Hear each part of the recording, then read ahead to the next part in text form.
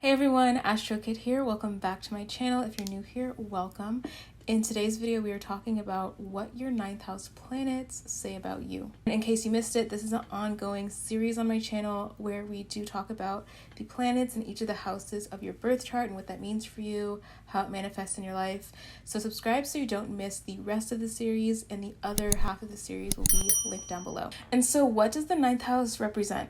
The ninth house represents your spiritual attitude. What is your belief system? What is your philosophy on life? How do you feel and relate to different cultures, to foreign cultures? How do you feel about travel? The ninth house can represent all those things. And another major aspect of the ninth house is mentors and role models. And in other terms, it can be the house that represents gurus or guides. So by looking at the planets in your ninth house, you can get a good idea of what your spiritual attitude is. And so in each timestamp, we'll talk about what that planet means towards your spiritual attitude, your philosophy on life, your belief system even. And with that being said, you can watch this video for your whole sign chart, your Placidus chart, your Vedic chart. It can really work with any chart you want to use. And I'd love to hear your feedback about how you feel about if your placements switch in different systems. So if you're like an 8th house sun, then you go to a 9th house sun. You can watch the timestamps for both and see what resonates with you. And then maybe leave a little comment about how you feel about the switch of that house placement for you. So let's start off with the sun in the 9th house. So if your sun is sitting in the 9th house of your birth chart, then what this means for you and your spiritual attitude is that you're someone who can be philosophical, someone who has a strong belief system. And having sun in the 9th house, I can imagine for you, creates a very moral attitude or ethical attitude. You can be someone who's passionate or very strongly rooted in your own moral beliefs, in your own truth.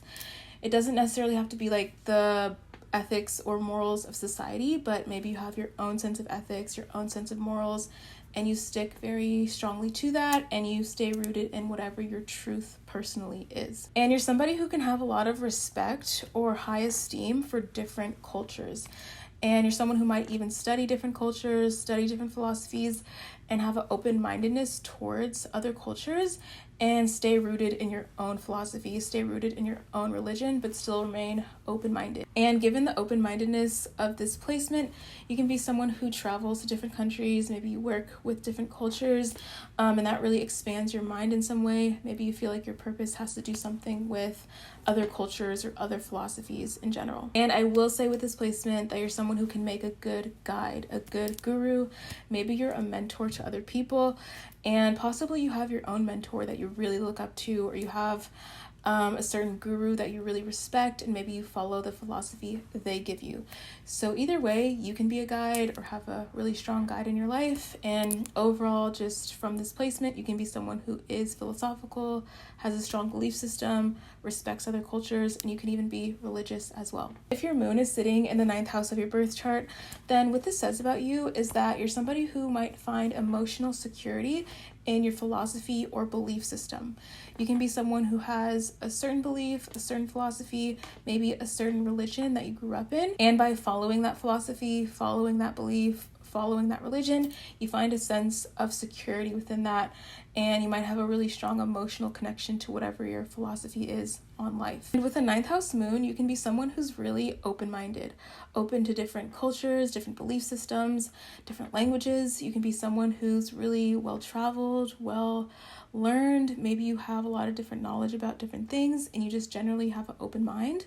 And for a lot of you guys, you could have grown up in some sort of international sort of circumstance where maybe you immigrated from somewhere, maybe your family's from a different country, but usually this 9th house energy can bring like a foreign element or international element to your upbringing, and that really shapes your worldview as you get older. And speaking of international, you can be someone who is fond of travel, fond of going to foreign lands, learning things in different lands. You might know different languages, for example. And when it comes to the other aspect of the 9th house, where it represents mentors and guides, you can be someone who has a guide in your life or mentor in your life that is a female. Maybe your mom specifically can be a really strong spiritual influence on you, someone who gives you a lot of knowledge about your belief system or philosophy. It can be your mom, it can be a feminine figure in general. And what can also manifest is that you have a strong emotional connection to your mentor, to your guru, to your teachers, to your guides.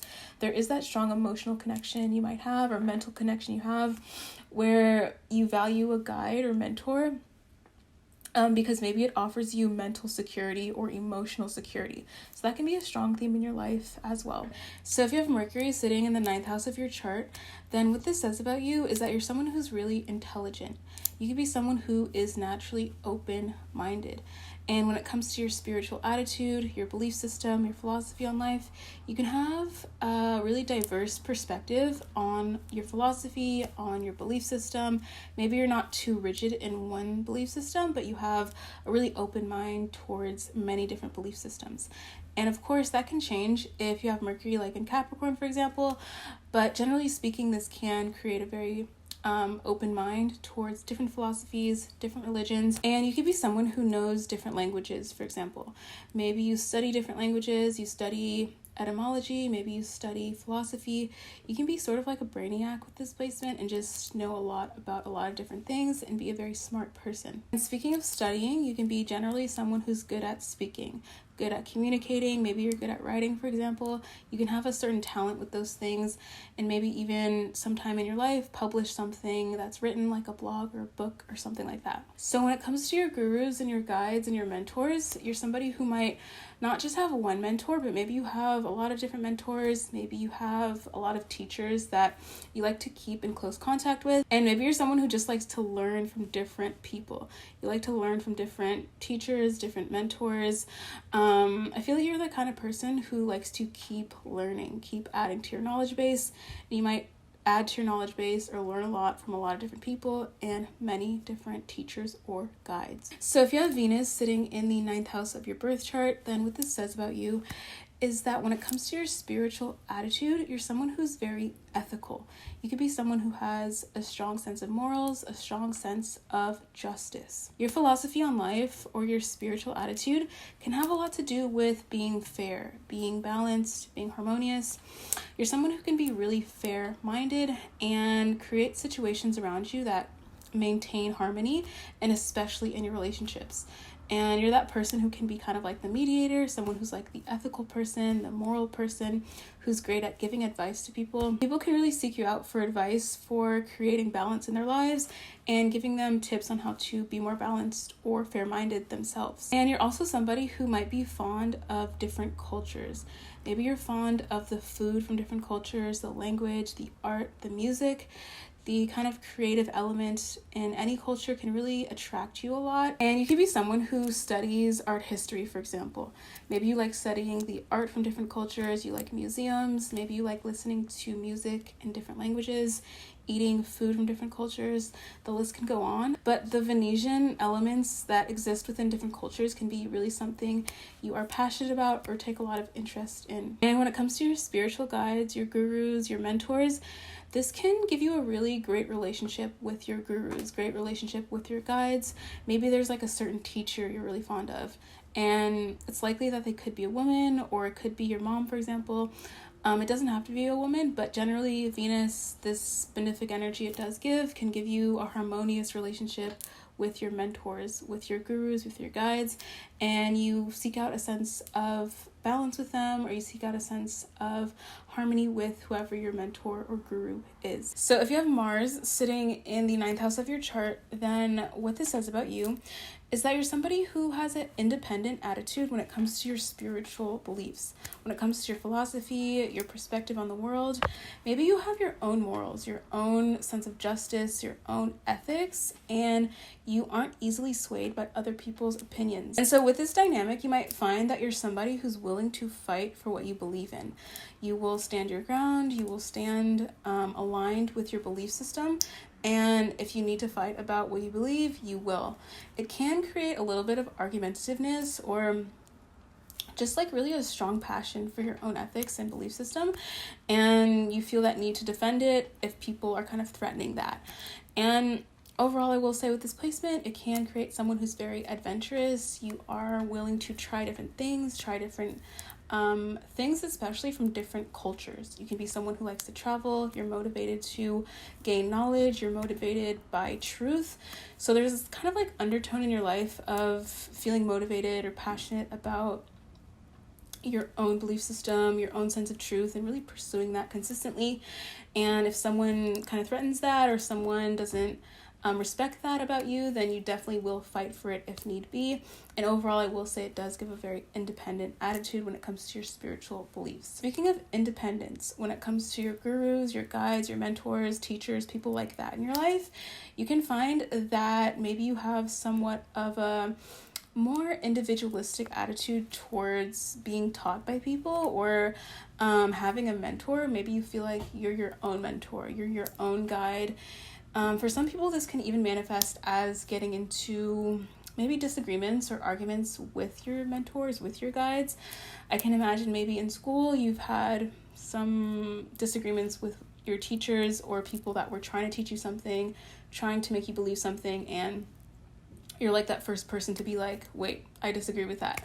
So there is that kind of disagreement or individualistic attitude when it comes to being taught or being mentored by someone. And you might just feel like you're just gonna follow your own drum, or you're gonna follow your own beliefs, and you don't feel like you need to be controlled or guided by someone else. So if you have Jupiter sitting in your 9th house, then what this says about you is that when it comes to your spiritual attitude, your belief system, your philosophy, you can be someone who is very open-minded, someone who has a lot of knowledge. As you probably know, Jupiter is comfortable in the 9th house. It's at home in the 9th house. So you're somebody who does have a lot of wisdom about you. You can be a natural teacher or a guide. You can have a strong relationship with your teachers or guides. I feel like mentorship and teaching can just be an overall life theme for you, and consistently teaching other people, learning from other people, having mentors, having guides is kind of something that can really continue throughout your life. So specifically though, when it comes to your spiritual attitude, I feel like you're someone who can have a strong sense of faith, a strong sense of believing in something. You can be religious, for example. You can have a strong spiritual system that you follow or philosophy you follow. And I feel like your sense of faith is so strong that you can really inspire other people to feel the same way. And I can imagine for a lot of you guys that you take on these roles in your life, or eventually maybe later in life you take on a teaching role or inspirational role, like a public speaker, and you might be like a pastor or like a youth leader, youth speaker, anyone that does lead and motivate people. I feel like you have that power to tap into. And also something notable about you is your sense of justice, your sense of ethics, your sense of morals. You can be someone who's really keen or passionate about bringing justice to this world. I can imagine this can create like a lawyer or like a like a person who does help other people create justice in their lives. So justice, righteousness, and ethics can be strong with you, and you have a strong moral code, generally speaking. And when it comes to your relationship with different cultures or how you relate to different cultures, you have a lot of respect or high esteem for other cultures, other religions, other philosophies. You can have a really open mind there and not really be too selective or elitist about whatever philosophy or culture you believe in, but really have an open mind to a lot of different ones. There's that theme of diversity there with how you learn and relate to other cultures. Overall, with this placement, just to recap, you probably are somebody who is ethical, moral, righteous. You have open mind towards different cultures and a strong sense of intelligence about you. Maybe you have a lot of knowledge, you're really well-traveled, well-learned. And this also does give a good relationship with gurus and teachers. You might be a guru or teacher yourself. So if Saturn is sitting in the 9th house of your chart, then what this says about you is that you're somebody who might have a very strong or rigid belief system. Overall, when it comes to your spiritual attitude, you might find that you're more traditional, more conservative with what you believe, and maybe there's a specific philosophy you believe, a specific religion you follow, and you pretty much stick to that.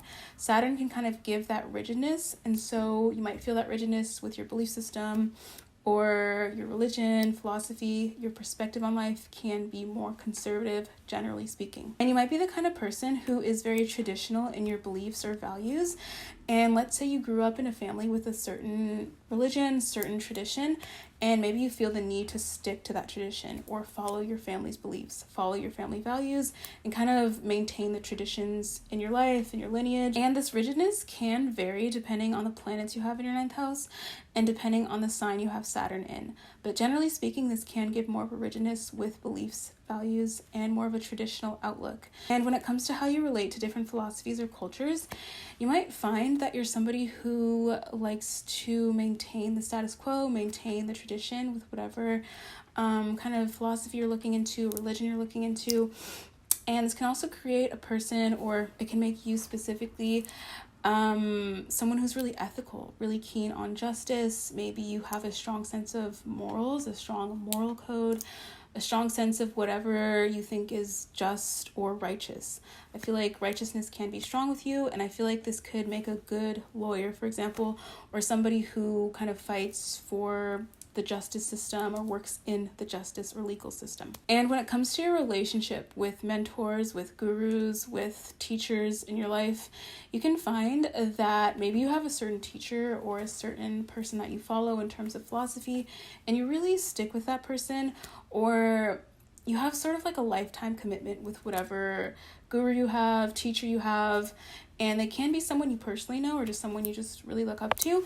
And of course, Saturn, it does rule longevity. So there is that really strong bond you might have with a certain guru, with a certain guide, and it can be sort of like a lifetime thing. And that guide in your life can be older than you. They can be an elder, or you might have a lot of respect or hold elders in high esteem and learn a lot from them. And speaking of elder, you can be someone who is like an elder or authority figure in your community. In your life, you might be someone who teaches other people things, maybe you guide other people. Regardless of your age, you can just naturally be someone with a lot of wisdom and naturally be an authority figure within your own philosophy, for example, your religion, your community. There is that kind of theme there of you being a consultant, a guide, an advisor to other people. So if you have Rahu, aka the North Node, sitting in your 9th house, then what this says about you is that when it comes to your spiritual attitude and belief system, you might be somebody who rebels against the cultural norms. You can be someone who grows up in a family and maybe your family believes something in terms of religion or tradition or philosophy, and maybe you feel the need to divert from that or differentiate from that. There is a certain rebelliousness that comes with Rahu. So you can be that person who has like really radical ideas or ideas that are really different from what you grew up in. Maybe you believe in a whole different belief system than what you actually grew up in. And maybe it's kind of like your destiny, or you feel like it's part of your purpose or karmic lesson to do something different. And just generally speaking, you can be someone with unconventional ideas, radical ideas, thoughts and beliefs and philosophies that are even different from society. And definitely, I feel like this creates a person. You can be someone who has your own moral code. You have your own list of morals to follow, your own ethics. And again, that's kind of like the karmic lesson you might learn throughout your life, is creating your own sense of ethics, your own truths, and figuring that out for yourself, and not necessarily following the kind of pattern of society, the pattern of your family. And generally speaking, you might be someone who rebels against the norms of society.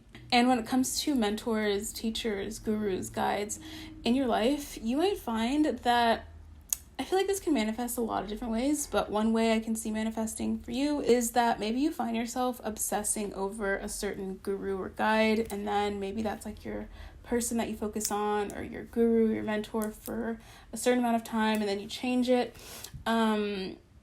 This North Node Rahu energy can give a theme of obsession or extremes.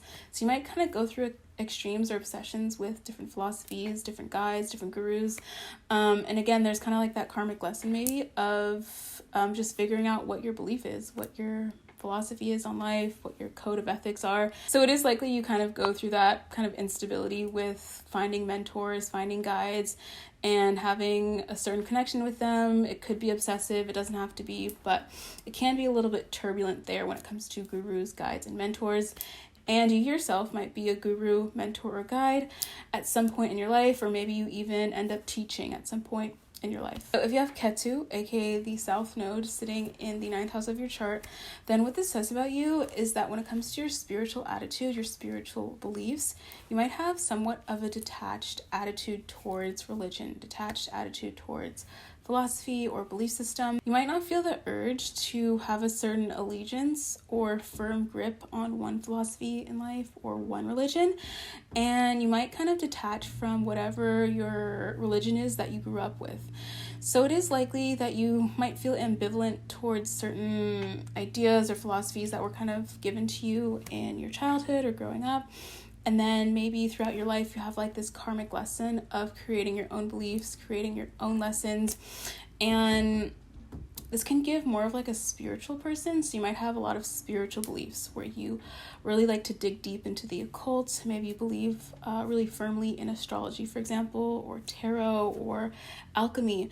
And maybe you don't believe too much in the traditional kind of modes of like religion or ethics or philosophy, but maybe you have your own sort of fashion in how you view the world, perceive things, especially from a philosophical perspective that isn't necessarily traditional. And so with KETU, oftentimes it deals with past lives. It deals with karmic baggage or kind of like this subconscious past life energy. And so for you, you might carry over a lot of beliefs and karmic lessons from past lives. And without getting too deep into it, because I'll probably do like a separate video on this, but you might have a past life that was religious, that was something to the effect of you being in a certain philosophy, a certain religious role. And so maybe in this life, you kind of learn karmically throughout many lessons how to open your mind more, how to be less dogmatic, how to not be too rigid in one belief system, but kind of be open-minded. Since you have like RAHU in your 3rd, KETU in your 9th, you kind of feel that push and pull of kind of past life dogmatic beliefs. And then in this life, you're kind of meant to open your mind more, learn different things, and not be too rigid in one belief system. When it comes to your mentors, your teachers, your guides, you might feel sort of like an ambivalent attitude towards them, or you feel detached from those sort of people, or maybe you don't want to submit to a certain teacher or have a guru, have a guide, but you feel like you're your own teacher, you're your own guide. And again, that can kind of come from past lives where maybe you were a teacher, maybe you were a religious leader, a guide, and then in this life you feel like you kind of already know how things go in terms of teaching and mentorship.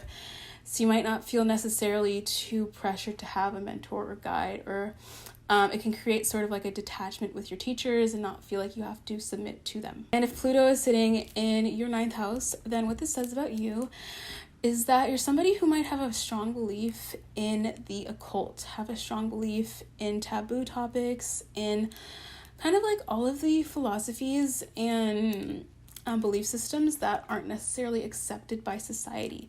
So now in society, we see more of a push towards kind of occultism, but generally speaking, occultism can be sort of obscure or taboo in some parts of the world. So you're someone who might still believe or have a strong belief in the occult, have a strong belief in alchemy, and the kind of more taboo sciences really interest you, and you might do a lot of research, a lot of digging, a lot of peeping into the rabbit holes of taboo topics, of astrology, of occultism, and your mind can really be wrapped up in that. And you're also somebody who might be very invested in psychology. So psychology might have a lot to do with your worldview or like your perspective on the world. Your belief system might not be purely like philosophical or religious, but kind of psychological as well, where you do study psychology, and you really might believe in the psychological influences that impact the world around you. And so needless to say, this can be a placement where you're not so traditional, and especially you're not so traditional with like religion or philosophy. You might have your own sets of beliefs, your own kind of more taboo perspective on the world. And when it comes to your gurus, your guides, your mentors, teachers, people like that in your life, you might have sort of a, I would say maybe like cultural difference, or just a strong aversion, or not necessarily the most connected or harmonious relationship with those sort of people, because what you believe might be a little bit more taboo, what you want to fight for, and your philosophy might not align with what teachers expect of you or try to project onto you. So there can be some trauma there, or really transformational experiences with teachers or guides or gurus where you might feel a certain oppression from them or feel like they try to restrict you and then you rebel. There can be that rebelliousness as well too with this placement. So needless to say, with teachers and gurus and guides, you might not feel too keen on having one or too keen on having a figure that is your teacher. But of course that can change depending on the sign that you have Pluto in or the planets you have in your 9th house. So some of you guys might have a teacher, guru, or guide that you're fond of. That's definitely a possibility. But for a lot of people, you might feel sort of like not necessarily the most strong relationship with that, or feel the need to have a teacher or guru or guide. And if you have Uranus sitting in your 9th house, then what this says about you is that you're someone who might have a lot of radical ideas when it comes to religion, when it comes to philosophy. You might not have a super traditional, rigid outline of what you believe, or believe in the traditional philosophies and religions that already exist, but you kind of maybe create your own. You're the person who might have a lot of unconventional ideas. You can also be someone who kind of sees into the future when it comes to certain trends in terms of what people believe. You kind of have like that futuristic, innovative outlook where you can kind of predict things for some people, or just generally be sort of like a futurist or someone who's like a innovator. And when it comes to what you believe in, your philosophy, your spiritual attitude, you might believe more like in astrology, for example, more in like the taboo or like the radical sciences, or occultism or alchemy, something like that, where it's a little bit different from the beaten path, but it is something that you do believe in that might be different from society. And when it comes to your teachers, your gurus, your guides, you might be someone, again, there's that theme of rebelliousness, being unconventional, so you might not feel the need to have a teacher or be super submissive to one teacher or one guru or one religious figure, but you kind of do your own thing, beat your own path, and have your own radical ideas. If Neptune is sitting in your 9th house, then what this says about you is that you're someone that might be very spiritual. You have a lot of different spiritual beliefs, and your spiritual beliefs might be a little bit unconventional. Maybe you believe really strongly in astrology, for example, really strongly in occultism and alchemy, and maybe you don't feel like you need to stick to one religion, stick to one philosophy or belief system, but really have this malleability when it comes to what you believe in. I can imagine with this placement, you're someone who almost is kind of impartial or indifferent to a lot of different philosophies or a lot of different religions, where you kind of just pick and choose what you relate to from each religion or each philosophy, and just kind of create your own sense of beliefs, your own sense of ethics or worldview based on kind of like this mix of different philosophies that you have studied or you have looked into. With this spiritual attitude, I feel like you can almost create your own philosophy, create your own belief system, and not really do something that's been done before, but truly have something unique when it comes to your own perspective on the world. With that being said, tell us your thoughts down below in the comments. Thank you guys for watching this video. Follow me on Instagram, AstroKit, and I'll see you guys for the rest of this series on my channel. We'll be doing houses 10, 11, and 12 next.